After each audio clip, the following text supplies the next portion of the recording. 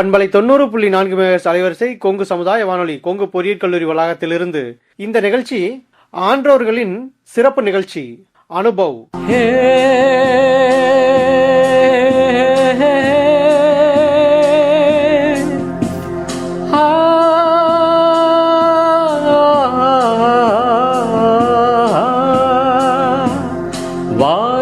வாருங்கள் தோழர்களே, எங்கள் முதிய தலைமுறையின் புதிய இளைஞர்களே.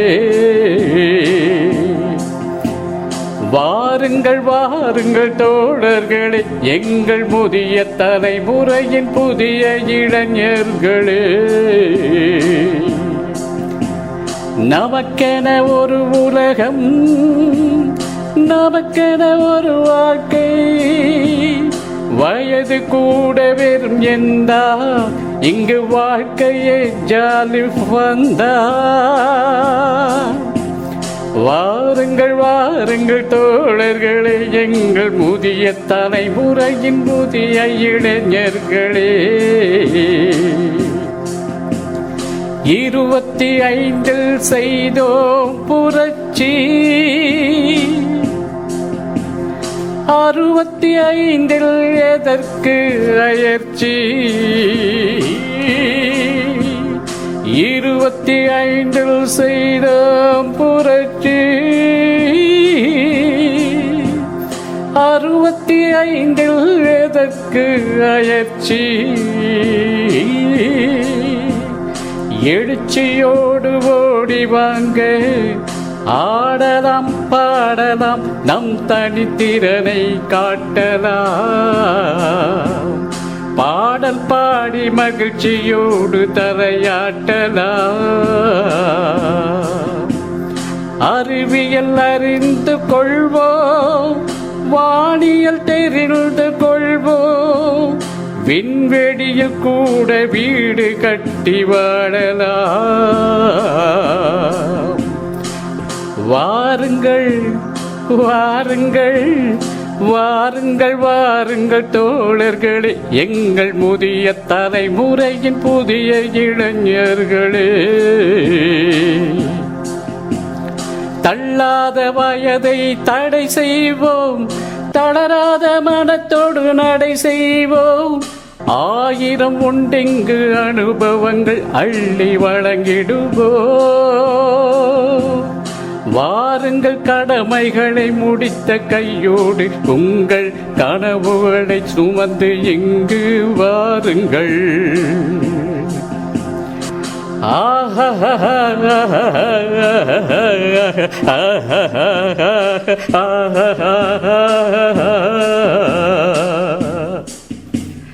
La la la la la la la la la la la la la.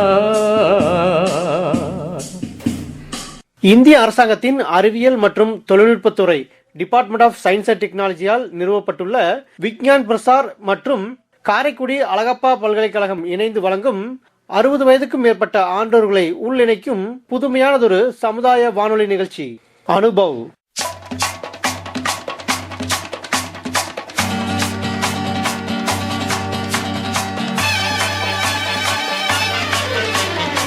நிகழ்ச்சி ஆக்கம், ஊக்கம் மற்றும் வழிகாட்டல் டாக்டர் ஆர் ஸ்ரீதர். வடிவமைப்பு மற்றும் செயலாக்கம் காரைக்குடி அழகப்பா பல்கலைக்கழகத்தின் டீன் டாக்டர் ஆர் முருகன். நிகழ்ச்சி ஒருங்கிணைப்பு கொங்கு சமுதாய வானொலி நிலைய இயக்குனர் டாக்டர் எஸ் மகேஸ்வரன். இந்த நிகழ்ச்சி தயாரிப்பு நிலையத்திலிருந்து சதீஷ்குமார்.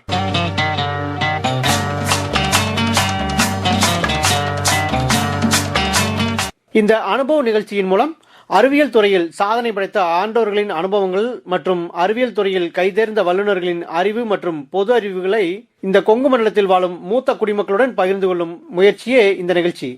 அந்த வகையில் இன்றைய நமது அனுபவ் நிகழ்ச்சியில் பெருந்துறை அரசு மருத்துவக் கல்லூரி மருத்துவமனையில் காசநோய் பிரிவில் பணியாற்றி கொண்டிருக்கின்ற டாக்டர் பி பாலசுப்ரமணியன் அவர்களுடன் ஒரு நேர்காணல்.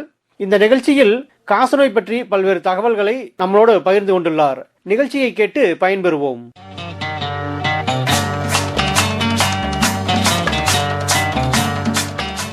வணக்கம் சார். வணக்கம் நேயர்களே. நல்ல காரியத்தை செய்யும் கொங்கு வானொலிக்கு எனது வாழ்த்து பாராட்டுக்கள். வாழ்த்துக்கள். இந்த மாதிரி நல்ல காரியங்கள் இன்னும் நிறைய செய்ய வேண்டும் என்று வாழ்த்துகிறேன். மக்களுக்கு விழிப்புணர்வு ஏற்படுத்தக்கூடிய தகவல்களை கட்டாயம் பரிமாறுங்கள். அதற்காக தான் சமுதாய வானொலி என்றே பெயர் வைத்திருக்கிறார்கள். சமுதாயத்துக்கு நல்லது செய்ய வேண்டும் என்ற நோக்கத்தில் வாழ்த்துக்கள். நன்றாக செய்யுங்கள். நன்றிங்க சார். இப்போ நாம் உங்களுக்கு நீங்கள் கேள்வி கேட்ட மாதிரி எங்கிட்ட சொன்ன மாதிரி இப்போ இந்த கொரோனா காலம் நம்ம இன்னும் கொரோனாலேருந்து விடுபடலைங்க சார். இது கிட்டத்தட்ட 2022 வரைக்கும் கூட இருக்கலாம் அப்படின்ட்டு எங்கள் டிபி செக்ஷன்லேயே இருந்து மறுபடியும் இப்போ உலக சுகாதார நிறுவனத்தின் தலைமை விஞ்ஞானியாக பொறுப்பேற்றிருக்கும் டாக்டர் சௌமியா சாமிநாதன் அவங்க ஒப்பீனியன் சொல்லியிருக்காங்க. அவங்க எங்கள் டிபி செக்ஷன்லேருந்து அவங்க மேலே எலிவேட் ஆனவங்க. அவங்க 2022 முடியவே இந்த கொரோனா இருக்கும்னு ப்ரெடிக்ட் பண்ணியிருக்காங்க. சரி, ஆனால் நாம் கொஞ்சம் எச்சரிக்கையாக இருக்கிறது நல்லது. அரசாங்கம் நம்ம மாநில அரசாங்கமும் சரி மத்திய அரசாங்கமும் சரி இதற்கான வழிமுறைகளை தவறாமல் எடுத்துக்கொண்டிருக்கிறார்கள். இந்த வழிமுறைகளுக்கு நாம் எல்லோரும் கண்டிப்பாக ஒத்துழைத்தால்தான் இந்த கொரோனாவை டாக்டர் சௌமியா சாமிநாதன் சொன்ன மாதிரி 2022க்குள் நாம் ஒழிப்போம், நம்புவோம், நல்லதே நடக்கும் என்று நம்புவோம், கண்டிப்பாக ஒழிப்போம். எல்லோரும் கூட்டு முயற்சி, எல்லாம் பலகை ஓசையிட்டால் சத்தம் அதிகம் வரும் என்று சொல்வது போல நாம் எல்லோரும் சேர்ந்து பணியாற்றினால் இந்த கொரோனாவை உண்டு இல்லை என்று நாம் ஓட விரட்டி விடலாம். செய்வோம்லாம். கண்டிப்பாங்க சார். கண்டிப்பாக செஞ்சால் தான் இதில் வெளியில் நம்மளை காத்துக்கிறோம், ஊர் உலகம் எல்லாத்தையும் காப்பாற்ற முடியும் இல்லைங்களா சார்? ஆக இந்த கொரோனா பற்றிய விழிப்புணர்வு நமக்கு மிக மிக அவசியம். இந்த கொரோனா மட்டும் நோய் இல்லை. இந்த கொரோனாங்கிறது ஆக்சுவலாக இது ஒரு எதிர்ப்பு சக்தி குறையிறதுனால வர்ற வியாதி. இது எதிர்ப்பு சக்தி யாருக்கு குறையுது அப்படின்னு கேட்டால் சக்கரை நோய் இருக்கவங்களுக்கு வரலாம், டிபி நோய் இருக்கவங்களுக்கு வரலாம். சரி, இதெல்லாம் இந்த எதிர்ப்பு சக்தி குறையிறதுனால தான் இந்த டிபி நோயோ இந்த கொரோனா நோயோ வர்றது. சக்கரை வியாதி இருக்கவங்க, டிபி வியாதி, இன்னும் HIV அந்த நோய் இருக்கவங்களுக்கும் இந்த கொரோனா வர்றதுக்கு வாய்ப்பு இருக்குது. இப்படி இந்த ஒன்னோட ஒன்று ஒத்து இந்த நோய் இருக்கிறதுனால தான் எங்கள் டிபி டிபார்ட்மெண்ட்டில் கூட எங்களை கொரோனா இருக்கிற பேஷண்ட்டுக்கு போய் நீங்கள் செக்கப் பண்ணி சளி பரிச்சைலாம் பண்ணி அவங்களுக்கு டிபி இருக்குதான்னு சொல்லி எங்களுக்கு அரசாங்கம், மாநில அரசாங்கம் எனக்கு கட்டளையிட்டிருக்காங்க. நாங்கள் அதுக்கேற்றபடி எல்லா கொரோனா பேஷண்ட்டுக்கும் போய் கொரோனா வார்டெலாம் போய் சளி கலெக்ட் பண்ணி, இருமல் இருக்கவங்க சளி கலெக்ட் பண்ணி டிபி இருக்குதான்னு செக்அப் பண்ணி சொல்லியிருக்கிறோம். அந்த மாதிரி நிறைய கேஸ் எங்களுக்கு நாங்கள் கண்டுபிடிச்சிருக்கிறோம். சரி, கொரோனா இருக்கிறவங்களுக்கு டிபி கூடவே சேர்ந்து இருக்கிறதுக்கு வாய்ப்பு இருக்குது. ஏன்னா அதுவும் எதிர்ப்பு சக்தி குறைஞ்சி வந்திருக்குது, இதுவும் எதிர்ப்பு சக்தி குறையுது. அப்போ இது ரெண்டும் கை கோத்துட்டு இருக்கிறது கண்டிப்பாக நிறையா வாய்ப்பு இருக்குது. அந்த வகையில் நாங்கள் போய் நிறையா கேஸ் கண்டுபிடிச்சிருக்கிறோம். கொரோனா இருக்கிறவங்களுக்கு டிபி நோய் இருக்கிறத கண்டுபிடிச்சிருக்கிறோம். கொரோனாவுக்கு உண்டான வைத்தியம் பார்த்துக்கிறாங்க, டிபிக்கு உண்டான வைத்தியம் நாங்கள் பார்த்துக்கிறோம். சார், இப்போ இந்த ஆரம்பகால டிபி அறிகுறிகள் என்னென்ன? டிபி அறிகுறிகள் அதுக்கு முன்னாடி உங்களுக்கு ஒரு சின்ன ரெஃப்ரெஷ்மெண்ட் சொல்லுங்க. டாட்ஸை போட்டா டிபிக்கு டாட்டா, பருப்பு குழம்போட தினமும் சோறு சாப்பிட்டா, பாலும் முட்டையும் கூடவே சேர்த்துட்டா, டிபி நோவு சுத்தமா இல்லைப்பா. டாட்ஸை போட்டா டிபிக்கு டாட்டா, பருப்பு குழம்போட தினமும் சோறு சாப்பிட்டா, பாலும் முட்டையும் கூடவே சேர்த்துட்டா, டிபி நோவு சுத்தமா இல்லைப்பா. இதை கேட்டுட்ருக்கிற அந்த கால மனிதர்களுக்கெல்லாம் உங்களுக்கு நினைவு எங்கேயோ போகும்னு நினைக்கிறேன். எங்கேயோ இந்த பாட்டை கேட்ட மாதிரி இருக்குதுன்னு நினைப்பீங்க. சரி, அதுக்கெல்லாம் விளக்கம் கடைசியாக இருக்கட்டும், ஒரு சின்ன ரெஃப்ரெஷ்மெண்ட். இப்போ நம்ம பாயிண்ட்டுக்கு வருவோம். என்ன கேட்டீங்க நீங்கள்? இப்போது டிபிக்கான அறிகுறிகள், ஆரம்பகால அறிகுறிகள். டிபிக்கான அறிகுறிகள் என்னென்ன அப்படின்னு கேட்டோம் அப்படின்னா, 2 வாரம் தொடர்ந்தாப்புல இருமுவாங்க. சரி, சளி இருமல் வரும் 2 வாரம். சாயந்தரம் காய்ச்சல் வர்றது உண்டு. பசி இருக்காது. அதனால் கண்டிப்பாக உடம்பு வெயிட்டும் குறையும். ஏதோ ஒரு படத்தில் விவேக் சொல்கிற மாதிரி, எப்படி இருந்தேன்னா இப்படி ஆயிட்டேன் அப்படின்னு சொல்கிற மாதிரி, எல்லாம் அவ்வளோ குண்டாக இருந்தவங்க, பாடியாக இருந்தவங்க அந்த நோய் தாக்கத்தில் ஒல்லியாக போயிடுவாங்க. அது பசி இல்லை, சாப்பாடு கம்மி. பசியிலே சாப்பாடு எடுத்துக்க முடியாது, ஆட்டோமேட்டிக்காக உடம்பு. அப்போ சாப்பாடு கம்மின்றப்போ இன்னும் எதிர்ப்பு சக்தி இன்னும் கம்மி. எரியிற தீயில எண்ணெய் ஊற்றுற மாதிரி. ஆக எதிர்ப்பு சக்தி நம்ம என்றைக்கும் லெவலில் வச்சுருக்கணும். இது அப்புறம் அதுபோக இன்னும் வந்து சளி இருமலில் ரத்தம் கூட கலந்து வரும். நிறையா பேருக்கு ரத்தம் கலந்து வரும். சரிங்க. அந்த ரத்தம் கலந்து எப்படி வருது அப்படின்னு கேட்டால், இந்த ஈரலில் நுரையீரலில் இந்த டிபி பூச்சி போய் ஓட்டை போட்டு அரிச்சு வச்சோம், கரையாக அரிக்கிற மாதிரி அரிச்சு சரிங்க. ஈரலையும் அரிக்கும், ஈரலுக்குள்ளே ஊடுருவிக்கிற ரத்த குழாயும் அரிக்கும். அப்போ ரத்த குழாயை அரிக்கும் போது என்னம்னா ரத்தம் குபுக்கு குபுக்குன்னு வெளில வரும். அந்த இருமி சளி துப்பும் போது அந்த ரத்த குழாய் ஓட்டையாக இருந்ததுன்னா அதுலேருந்து ரத்தமும் சேர்ந்து வெளில வரும். நிறையா பேருக்கு சளியில் ரத்தம் வர்றதுக்கு இதுதான் காரணம். ரத்தம் வர்றது இல்லாமல் இருக்கலாம். ஏன்னா ரத்த குழாய் அரிக்கல, வெறும் ஏரில் மட்டும் அரிச்சு அப்படின்னா வெறும் இருமல் மட்டுமே இருக்கும். ரத்த குழாய் அரிச்சுன்னா சளியும் சேர்ந்து, சளியோட ரத்தமும் சேர்ந்து வரும். இது ஒரு முக்கியமான அறிகுறி. அப்புறம் நெஞ்சு வலி இருக்கும். சரிங்க. ஏரில் சுற்றி ஒரு பை இருக்கும். ஏரில் பாதுகாக்கிறதுக்கு, மூளையை பாதுகாக்கிறதுக்கு எப்படி ஒரு பை இருக்குதோ, நம்மளை குளிரில் பாதுகாக்கிறதுக்கு நாம் எப்படி ஸ்வெட்டர்லாம் போட்டு நம்மளை பாதுகாத்துக்கணும், அந்த மாதிரி நுரையீரலை பாதுகாத்துக்கிறதுக்கு ஒரு பை ஒன்று இருக்குது. நாங்கள் ப்ளூரான்னு சொல்லுவோம். நுரையீரல் பை. அதை அந்த பையில் நீர் கோத்துக்கிட்டு இருமல் உண்டாக்கும். இருமலும் வரும். அந்த நுரையீரல் பையை தாக்கமாகும்போது நெஞ்சு வலி வரும். ஆக ஒரு சைடு நெஞ்சு வலி எந்த இடத்துல தாக்கிக்குதோ அந்த இடத்துல நெஞ்சு வலி வரும் நுரையீரல் பையை தாக்கும்போது. நுரையீரல் பையை தாக்குறது அப்படின்னா முதல்ல உள்ளுக்குள்ளே வந்து நுரையீரலும் தாக்கி அதை அப்படியே கரையா மாதிரி அரிச்சிக்கிட்டே போய் அந்த வெளியில் போய் அந்த பையையும் தாக்கி அந்த பையக்குள்ளே நீர் கோத்துக்கும். அதுதான் அவனால் அந்த பேஷண்ட்டால் மூச்சே விட முடியாது. மூச்சு விட முடியாமல் தடுமாறுவாங்க. அப்போ மூச்சு இறைப்பு, இது ஒரு காரணம். இது ஒரு அறிகுறி. ஆரம்பகால அறிகுறின்னு நீங்கள் கேட்ட மாதிரி சொன்னோம் அப்படின்னா சாயந்தரம் காய்ச்சல், குளிர் காய்ச்சலும் வரும். குளிர் காய்ச்சல் நடுங்குவாங்க, அப்படியே அந்த மாதிரி நடுக்கம் இருக்கும். அப்புறம் வந்து பசி இருக்காது. அப்போ என்னால் சாப்பிட மாட்டாங்க, உடம்பு எடை குறையும்.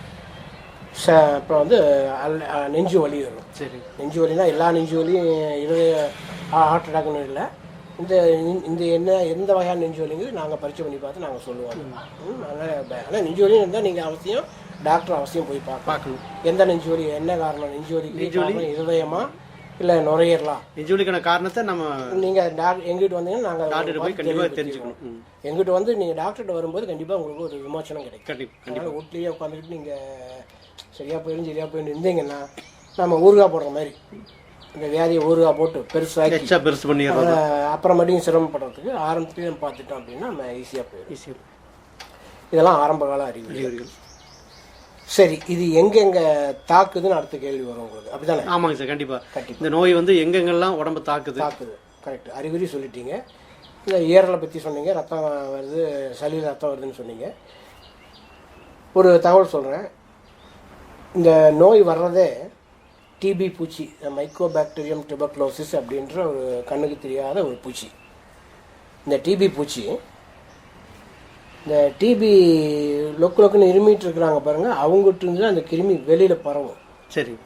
அப்போ எனக்கு டிபி நோய் இருக்குது, நான் இருமிட்டு இருக்கிறேன், என் முன்னாடி நீங்கள் யாரும் நடந்து போயிடுறீங்க, எனக்கு டிபி நோய் இருக்குன்னு உங்களுக்கு தெரியாது, நானும் இருமிடுறேன், நீங்களும் அதுவும் தெரியாமல் என் முன்னாடியே வந்து போகிறீங்க.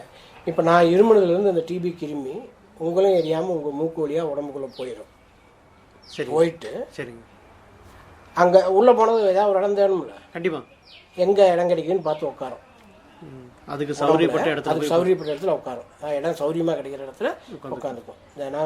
இந்த நகம், முடி, இந்த ரெண்டத்தோட உடம்புல எங்கே வேணாலும் டிபி வரும். உடம்புல எந்த பகுதிக்கு வேணாலும் போய் உட்காந்து நினைப்போம் இருமுனா தான் டிபின்னு நினைப்போம். சரிங்க. நுரையீரலில் வந்தால் நுரையீரல் டிபி. சரிங்க சார்.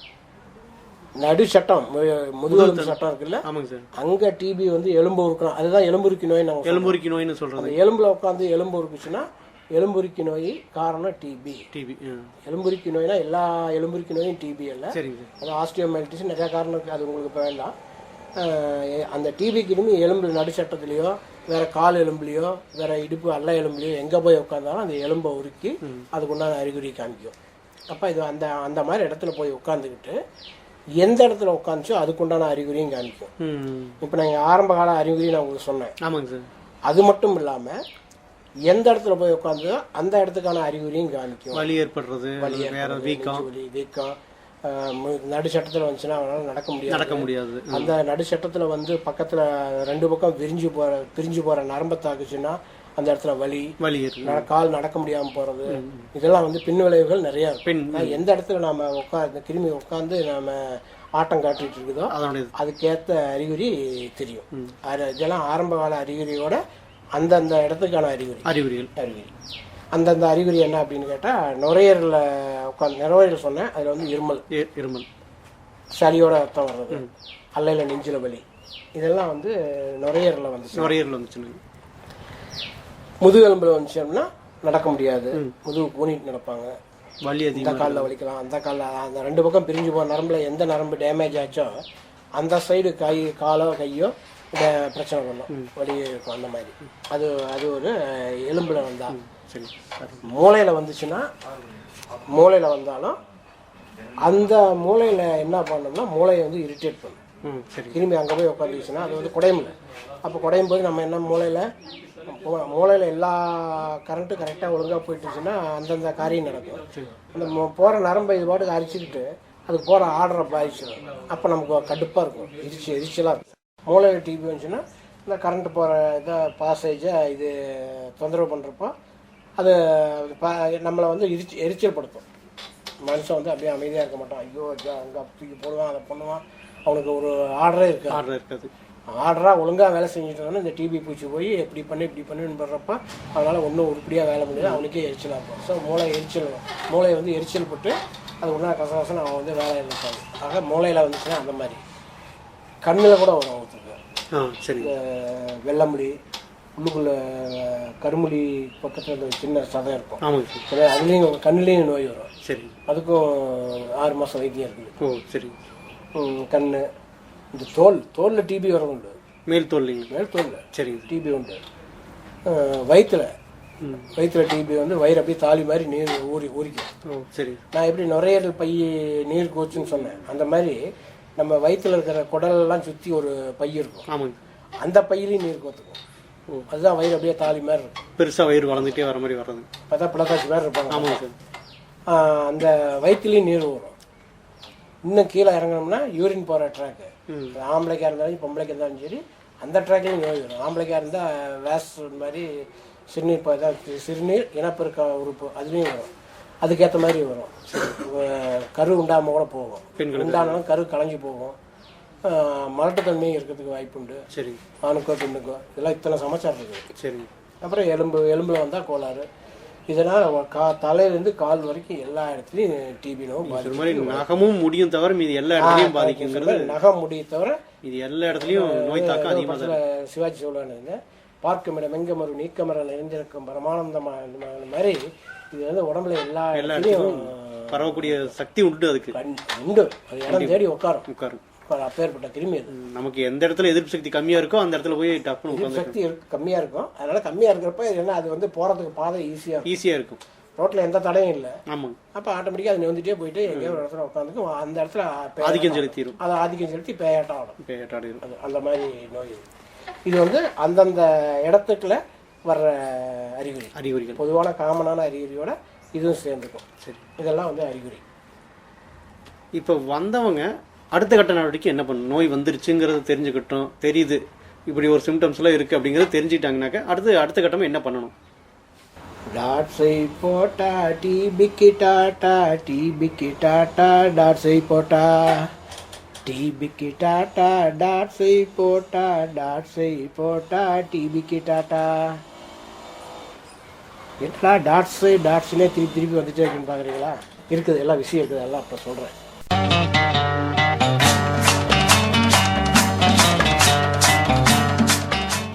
நேயர்கள் இதுவரை கேட்டு பயனடைந்தது பெருந்துறை அரசு மருத்துவக் கல்லூரி மருத்துவமனையில் காசநோய் பிரிவில் பணியாற்றிக் கொண்டிருக்கின்ற டாக்டர் பி பாலசுப்ரமணியன் அவர்களுடன் ஒரு நேர்காணல். இந்த காசநோய் பற்றிய பல்வேறு தகவல்களை அடுத்த பகுதியில் கேட்போம். நேயர்களே, இந்த நிகழ்ச்சி இந்திய அரசாங்கத்தின் அறிவியல் மற்றும் தொழில்நுட்பத்துறை, அதாவது டிபார்ட்மெண்ட் ஆஃப் சயின்ஸ் அண்ட் டெக்னாலஜியால் நிறுவப்பட்டுள்ள விக்ஞான் பிரசார் மற்றும் காரைக்குடி அழகப்பா பல்கலைக்கழகம் இணைந்து வழங்கும் 60 வயதுக்கும் மேற்பட்ட ஆன்றோர்களை உள்ளிணைக்கும் ஒரு புதுமையான சமுதாய வானொலி நிகழ்ச்சி அனுபவ். நிகழ்ச்சி ஆக்கம், ஊக்கம் மற்றும் வழிகாட்டல் டாக்டர் ஆர் ஸ்ரீதர். வடிவமைப்பு செயலாக்கம் காரைக்குடி அழகப்பா பல்கலைக்கழகத்தின் டீன் டாக்டர் ஆர் முருகன். நிகழ்ச்சி ஒருங்கிணைப்பு கொங்கு சமுதாய வானொலியின் நிலைய இயக்குனர் டாக்டர் எஸ் மகேஸ்வரன். இந்த நிகழ்ச்சி தயாரிப்பு நிலையத்திலிருந்து சதீஷ்குமார்.